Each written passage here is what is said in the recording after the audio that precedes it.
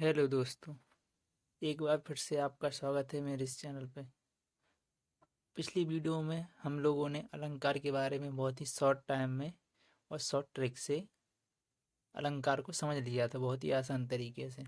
और आज की इस वीडियो में हम समास को कुछ ही टाइम में ख़त्म कर देंगे, जो कि हर परीक्षाओं में बार बार रिपीट होते हैं, क्वेश्चन बार बार इसी से बनते हैं। तो अगर आप चैनल पर पहली बार आए हैं तो चैनल को सब्सक्राइब जरूर कर लें और बेल आइकन को भी ऑन कर लें, जिससे आप तक ऐसी वीडियो पहुंचती रहे। तो चलिए आगे वीडियो स्टार्ट करते हैं। तो आज का हमारा टॉपिक रहेगा समास। समास से हर एक परीक्षा में जिसमें हिंदी पूछ जाती है, समास से ज़रूर एक ना एक क्वेश्चन पूछा जाता है। और समास बिल्कुल ईजी होते हैं, लेकिन गलत जानकारी की वजह से और ना पढ़ने की वजह से, ट्रिक पता होने की वजह से हम क्वेश्चन नहीं कर पाते। तो आज की इस वीडियो में हम ट्रिक से भी उसको सॉल्व करेंगे। तो चलिए वीडियो स्टार्ट करते हैं। तो आज का टॉपिक है समास। तो समास के बारे में, क्या समास क्या होता है उसको पढ़ेंगे। तो समास संक्षिप्तीकरण होता है, दो या दो से अधिक शब्दों का परस्पर संबंध बताने वाले शब्द को समास कहते हैं। और समास कितने प्रकार के होते हैं? समास होते हैं 6 प्रकार के, 6 भेद होते हैं, जिनको हम आगे इस वीडियो में पढ़ेंगे। तो आगे बढ़ते हैं। पहला समास है, पहले देख रहे हैं समास के भेद। समास के 6 भेद होते हैं। पहला होता है द्वंद्व समास, द्विगु समास, तत्पुरुष समास, कर्मधारय समास, अव्ययीभाव और बहुब्रीहि समास। इन समास को हम लोग बारी बारी से पढ़ते हैं। तो पहला समास है द्वंद्व समास। द्वंद्व समास, द्वंद्व से जैसा कि स्पष्ट होता है, द्वंद्व द्वंद्व एक आपने नाम भी सुना होगा, द्वंद्व युद्ध। द्वंद्व का मतलब होता है एक दूसरे से लड़ाई करना। लड़ाई का मतलब ये होता है कि एक दूसरे के अपोजिट। तो इसमें जो भी आएगा वो एक दूसरे के अपोजिट होंगे। उदाहरण के लिए आएगा जैसे माता, उसका अपोजिट आएगा पिता। दिन का रात। तो इस तरीके से एक दूसरे की अपोजिट आएंगी। तो इस तरीके से हम लोग याद कर सकते हैं, द्वंद्व मतलब लड़ाई और लड़ाई मतलब एक दूसरे के अपोजिट रहना। तो इसमें जो भी आएंगे वो एक दूसरे के अपोजिट होंगे, विपरीत होंगे। चलिए इसको भी देख लेते हैं, एक बार पढ़ लेते हैं। जिस समास में पूर्व पद और उत्तर पद दोनों ही प्रधान होते हैं, मतलब पहला पद और दूसरा पद दोनों ही प्रधान होते हैं, मतलब मुख्य होते हैं, वहाँ पर द्वंद्व समास होता है। और इसमें योजक चिन्ह भी उपयोग किया जाता है। मतलब जैसे लिखा माता और पिता, तो इन दोनों के बीच में लगाएंगे योजक चिन्ह। योजक चिन्ह मतलब डैश। और इसमें और विभक्ति भी लगती है, जैसे कि माता और पिता, इसमें और विभक्ति आती है बीच में। जब डैश को हटाते हैं तो और आ जाता है। इसके उदाहरण देख लेते हैं। जैसे अभी देखा अपन ने माता और पिता, तो इसमें डैश भी आ रहा है, बीच में डैश आ रहा है, और दोनों पद माता और पिता दोनों पद प्रधान है, इसलिए यहाँ पर द्वंद्व समास होगा। और इनका संधि विच्छेद करेंगे, माता और पिता। ऐसे दिया है राम और कृष्ण, राम कृष्ण, तो राम और कृष्ण। भाई बहन, इनमें दोनों पद प्रधान है, भाई और बहन दोनों पद प्रधान है। इनका विच्छेद करेंगे समास विग्रह, तो भाई और बहन। ऐसे ही पाप और पुण्य, पाप और पुण्य, सुख दुख, सुख और दुख।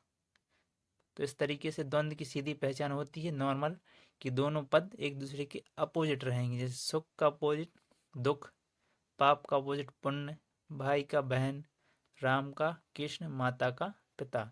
तो इस तरीके से सीधे द्वंद्व को देखकर भी पहचान सकते हैं। नेक्स्ट है द्विगु समास। द्विगु समास मतलब सीधा सीधा जिसमें संख्यावाचक, मतलब जिनमें संख्याएं आती हों, जैसे कि नवरत्न, सप्तद्वीप, त्रिभुवन और सतमंजिल। तो इसको हम परिभाषा से भी याद कर लेते हैं। जिस समास में पूर्व पद संख्यावाचक, संख्यावाचक मतलब जिसमें संख्या आती हो, तो वहाँ पर द्विगु समास कहलाता है, उसको द्विगु समास कहते हैं।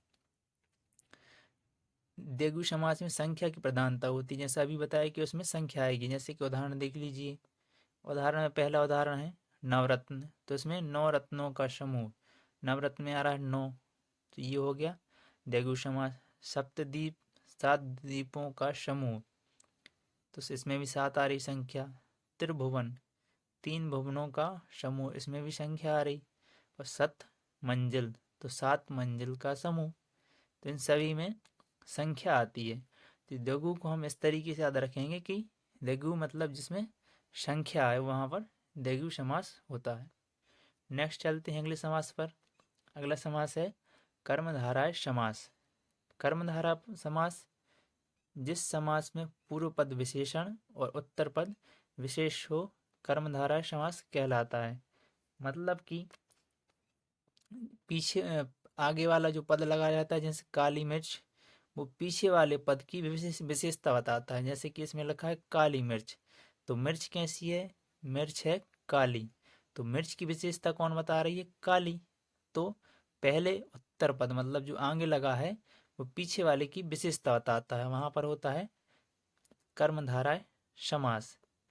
इसको हम ट्रिक से ऐसे भी याद रख सकते हैं कि इसमें जो भी वर्ड आते हैं वो पहले जो लगे रहते हैं वो पीछे वाले की हमेशा विशेषता ही बताएंगी। जैसे कि नीला, काली मिर्च, पीत, पीतांबर और चंद्र के समान मुख। इसमें पीतांबर नहीं आएगा, पीतांबर तो उसमें आएगा बहुव्रीहि में, मतलब पीला है अम्बर जिसका अर्थात गजानन,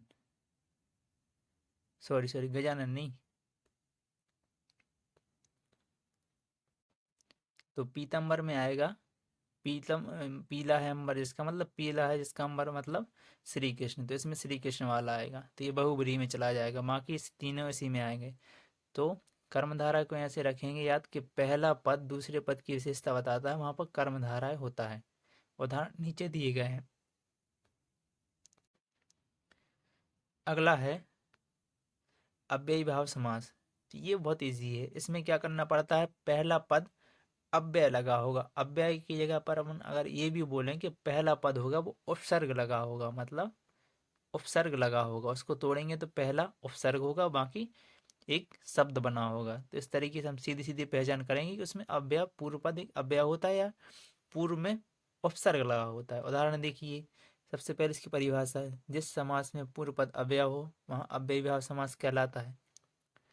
तो और प्रथम पद में क्या लगेगा? अव्यय लगा होगा। आगे यथा स्थान, तो स्थान के अनुसार, तो इसमें यथा उपसर्ग लगा हुआ है, इसको अव्यय भी बोलते हैं। अजीवन, जीवन भर हो गया इसका। प्रतिदिन, इसमें यथा लगा है, तो इसका जैसे प्रतिदिन का प्रत्येक दिन हो जाता है विग्रह। यथा समय का समय के अनुसार, तो इस तरीके से हम इसको कर लेते हैं। और इनमें रात रात और दिन दिन ये भी अव्यय भाव में आते हैं।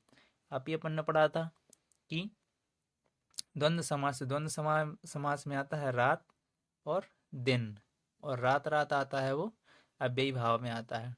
तो इसको ऐसे याद करेंगे कि प्रथम पद उपसर्ग लगा हुआ होता है जिसको अव्यय कहते हैं, तो वह अव्ययी भाव। नेक्स्ट है पांचवें नंबर वाला। पांचवें नंबर वाला है बहुब्रीहि समास। पांचवें नंबर वाला है बहुब्रीहि समास। तो जिस समास में दोनों पदों के मध्य में एक विशेष तीसरे अर्थ का बोध होता है वहाँ बहुब्रीहि समास होता है। कहने का मतलब ये है कि जो शब्द दिया रहता है वो किसी तीसरे को डिनोट करता है। जैसे कि दशानन, तो 10 मुख हैं जिसके अर्थात रावण, मतलब वो एक यूनिक पर्सन होता है, ये यूनिक चीज होती है, उसी के बारे में वो बहुब्रीहि समास हमेशा दर्शाता है। जैसे कि नीलकंठ, तो नीला है कंठ जिनका अर्थात शिव जी। अब नीलकंठ तो सिर्फ शिव जी का है, बाकी और किसी का दुनिया में तो है नहीं नीलकंठ। तो एक पर्टिकुलर पर्सन को डिनोट करते हैं, एक विशेष पर्सन को डिनोट करते हैं इसमें बहुब्रीहि समास में। जैसे आ गया लंबोदर, तो लंबा उदर है जिसका अर्थात गणेश जी, तो ये हो गया लंबोदर। अब गिरिधर, गिरिधर मतलब गिरी को धारण करने वाले श्री कृष्ण, तो ये हो गया बहुब्रीहि। तो बहुब्रीहि समास को हम ऐसे याद रखेंगे कि इस समास में एक विशेष पर्सन के बारे में कहा जाता है। जो शब्द दिया रहता है वो एक विशेष पर्सन को डिनोट करता है। तो इस तरीके से इसको हम समझ सकते हैं। अगला है समास तत्पुरुष समास। तो तत्पुरुष समास जिस समास में पूर्व पद गौण तथा उत्तर पद प्रधान हो वहां तत्पुरुष समास कहलाता है। और तत्पुरुष समास के भेद होते हैं 6 तरीके का होता है तत्पुरुष समास, जिनको हम आगे इसी वीडियो में पढ़ेंगे। तो ये 6 कौन कौन से प्रकार होते हैं? पहला होता है कर्म तत्पुरुष, करण तत्पुरुष, संप्रदान तत्पुरुष, अपादान तत्पुरुष, संबंध तत्पुरुष और अधिकरण तत्पुरुष। तो देखते हैं अपन अगली स्लाइड में कर्म तत्पुरुष। तो कर्म तत्पुरुष में क्या होता है? इनमें बीच में का के की का को का कर्ता ने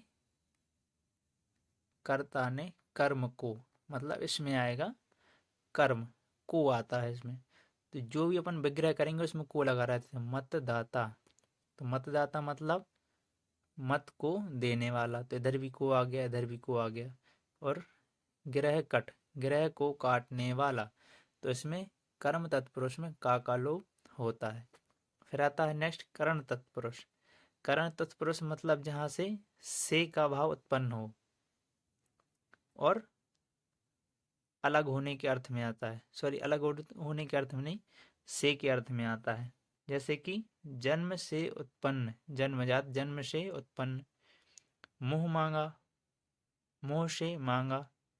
गुणहीन, गुणों से हीन। नेक्स्ट संप्रदान। संप्रदान में के लिए लोप होता है। संप्रदान में जहां भी के लिए मिले वहां पर संप्रदान तत्पुरुष होता है। हथकड़ी, तो हाथ के लिए कड़ी। सत्याग्रह, सत्य के लिए आग्रह। युद्ध भूमि, युद्ध के लिए भूमि। तो जहां पर भी के लिए शब्द दिखाई दे वहां पर होता है संप्रदान तत्पुरुष। फिर आता है अपादान। अपादान, इसमें भी से आता है। और अभी अपन ने पढ़ा था पीछे वाली स्लाइड में कि करण में भी से आता है, लेकिन इसमें जो संबंध में आता इसमें आता है संप्रदान में, अपादान में, वो विशेष अर्थ मतलब किसी चीज से अलग होने के अर्थ में आता है। जैसे धनहीन, तो धन से हीन मतलब धन अलग हो गया तो वो धनहीन हो गया। भय से मुक्त, भय से मुक्त मतलब उसका भय छूट गया तो भय से मुक्त हो गया। भय से मुक्त मतलब किसी चीज से अलग होने के अर्थ में अपादान कारक का बोध होता है, तत्पुरुष आता है। अगला है जन्मांध, जन्म से अंधा। नेक्स्ट है 5वां संबंध तत्पुरुष। संबंध तत्पुरुष मतलब जहां बीच में का, की, के वहां पर होगा, बीच में आएगा वहां पर होगा संबंध तत्पुरुष। जैसे प्रेम सागर, प्रेम का सागर, तो इसमें का आ गया। दिनचर्या, दिन की चर्या, की आ गया। भारत रत्न, भारत का रत्न, तो जिनके बीच में का, की, के आएगा वहां पर होगा संबंध तत्पुरुष। अगला है अधिकरण। अधिकरण में लोप होगा बीच में और पर का। जहां पर बीच में में और पर आएगा वहां पर अधिकरण आएगा। जहां जैसे कि नीति निपुण, नीति में निपुण आ गया। आत्मविश्वास, आत्मा पर विश्वास, पर आ गया इसमें बीच में। घुड़सवार, घोड़े पर सवार, तो पा आ गया बीच में। तो इस तरीके से करेंगे। तो एक बार इतने होगा, एक बार हम इनका क्विक रिवीजन करेंगे जिससे एक बार में पूरा इनका रिवीजन हो जाए। तो चलिए पहली स्लाइड पर देखते हैं। इसमें समास, तो पहला देखा था अपन ने, हम लोगों ने पहला पढ़ा अपन ने द्वंद्व समास। तो द्वंद्व समास मतलब द्वंद्व, ट्रिक बताई थी। द्वंद्व मतलब लड़ाई, तो लड़ाई मतलब दोनों पद प्रधान होंगे। जैसे कि माता और पिता, तो ये आएगा द्वंद्व समास, मतलब एक दूसरे के अपोजिट होते हैं। अगला है द्विगु समास। द्विगु मतलब संख्यावाचक, मतलब संख्या आएगी। जैसे नवरत्न, नवरत्न आएगा तो इसमें नौ आ रहा है तो वो इसमें आएगा द्विगु समास में। फिर पढ़ा था अपन ने तत्पुरुष समास। तत्पुरुष समास के भेद पढ़े थे, 6 भेद, 6 तरीके का होता है। अगला पढ़ा था कर्मधारय। कर्मधारय मतलब इसमें जो पहला शब्द आता है वो दूसरे शब्द की विशेषता बताता है।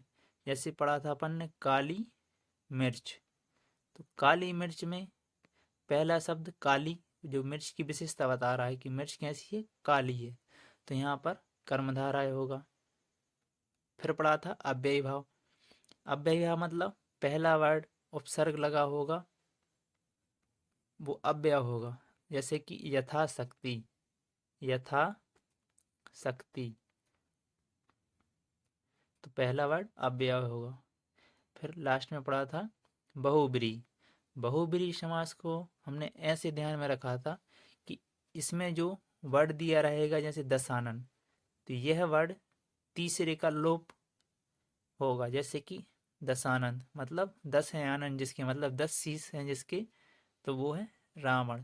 तो इसमें वो शब्द आते हैं जो विश्व में प्रकृति में सिर्फ एक ही है, तो उनके बारे में यह बहुब्रीहि समास बताता है। जैसे पढ़ा था अपन ने त्रिलोचन, त्रिलोचन भी इसी में आएगा।